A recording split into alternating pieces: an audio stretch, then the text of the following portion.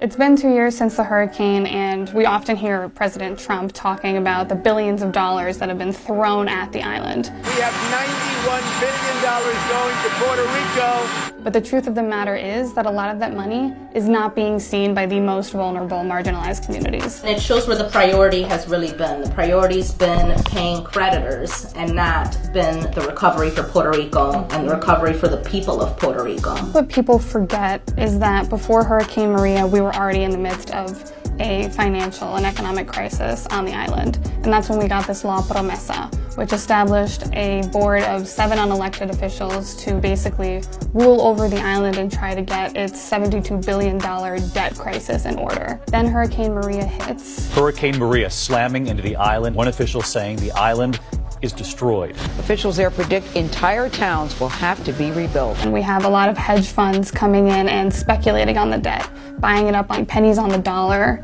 and taking advantage of not only the economic crisis, but now what has been compounded by a huge environmental crisis. The Financial Oversight Management Board in Puerto Rico has many conflicts of interest, particularly how this relates to representation. It should be community driven, it should be inclusive of the community organizations in Puerto Rico, and it should be inclusive of the diaspora, who's meant to amplify the voices of the people of Puerto Rico. It's been over 2 years since PROMESA was signed into law. We knew then that it would be a disaster, but now we have the evidence. It's imposing severe austerity measures in order to pay back these vulture hedge funds so that they can make a quick buck.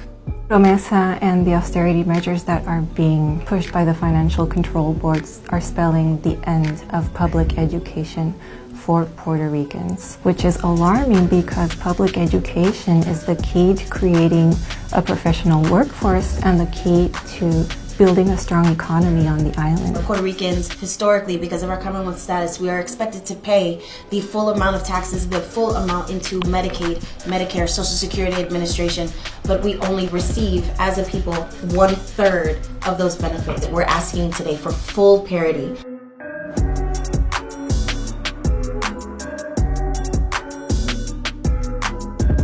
Wall Street should not be believing that they can get blood from a stone.